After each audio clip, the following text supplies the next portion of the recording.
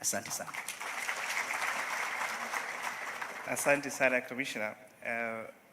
Moha, there is one person called Olivia Mendes, one of the greatest accountants, who said, accounting is just about counting money, but making every money count. So that's the difference between us and yourselves. Your Excellency, I would really like to thank you for finding time to come and speak to accountants this morning. When you called me yesterday and asked me to accompany you this morning, I was very excited, because sometimes politicians, when you talk about stakeholder engagement, we engage only with the voters in political rallies. But this is a very huge political rally, not in the ones that we are used to, but ones that has serious engagement of how to grow our country. It clearly demonstrates what you and His Excellency the President continuously tell us, that yours is a government of continuous engagement. So please allow us today to tire you with big names like cash versus accrual accounting, like financial, like AFRS this and that, because that's what we do most of the time, apart from me when I'm not in the village. Your Excellency, the Institute of Certified Public Accountants have played a very critical role in legislation in this country. Every time we have had whichever bill, and we've called out for public participation, the first people to give us their views is always the Institute. You will find the Insurance Act now has a contribution of ISPAC. The Privatization Act has a contribution of ISPAC. The Commercialization of Sugar Companies report that we tabled a month ago has a contribution of ISPAC. I saw the leader of majority, I think it's yesterday, tabling the miscellaneous bill of 2023. I am sure there will be the input of the Institute. So we really thank you, because you take your time to research on all the proposals that we come up with and come and give us your very engaging ideas. Your Excellency, the Finance Act of 2023, for example, I'll just pinpoint two things or two clauses that were really a result of these people. The zero rating of export services, that came out from ISPAC and the audit firms. The restriction the removal of restriction of interest from resident companies when you're calculating corporation tax was also a great input from this. And these are some of the things that you've seen really work very well.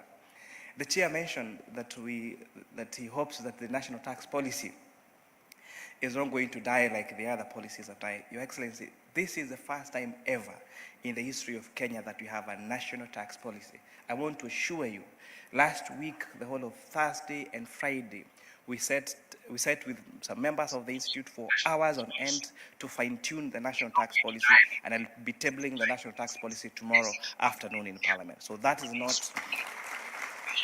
no longer a mirage, it is something that is now done. Your Excellency, these people are concerned about their remuneration. Our friends, lawyers, you have seen the amount of charges they charge for their legal services, because they have a remuneration now. We don't.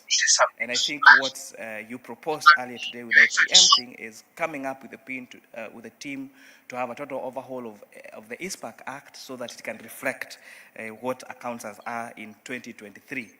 Not what the chair was saying, those boring people who just like crunching numbers, Your Excellency. And maybe just to give you a proper profile of accountants, Your Excellency, the marriages that last the most are that of accountants. Because of several reasons. First of all, they start with a trial balance. Then after a trial balance, they know how to do bank reconciliations. So they're able to do reconciliations in the house. And they're also aware of the importance of controls. So they have enough controls in the house. And because they're strict adherers of of AFRS, so they make sure that the relationship has international standards. That is why relationship of members of relationships of accountants really do last a lot longer. But most importantly, and most, Your Excellency, Accountants, if we are to grow this country and this economy, accountants are key people. Whether it is that bazaar in a primary school in the village, or in that secondary school, all the way to the Director General of Accounting Services in National Treasury, whether it is an agricultural company or a pharmaceutical company or an insurance company or a banking company, whichever sector you choose to, you will find an accountant. And therefore, the way to transform our economy and this country is by empowering these people so that they can continue with their role. And most importantly, anchor them in the fight against corruption and not target them. Your Excellency, sometimes when there is a corruption scandal, majority of the time, the first person to go for or after is usually the accountant. Unfortunately, Your Excellency, by the time the accountant is paying, all those processes have already happened. So the person paying just needs to confirm, was this on the procurement plan? Was the procurement properly awarded? Is a implementation committee recommend for payment? And their work is just to pay, after verifying that all those documents have happened. However, when that payment attracts the attention of DCI or EACC, we go to the accountant first, instead of going to the real people who are the proponents of that corruption. So we are hoping that the way this administration promised that there is not going to be any more vindication and vendetta on public servants, that we're going to let accountants fully carry out their mandate, and they will be the best whistleblowers to make sure there is transparent use of public resources. And with those very many remarks, allow me to welcome our Principal Secretary for the National Treasury, Daktari Chris Kipto. A round of applause for Daktari Chris Kipto.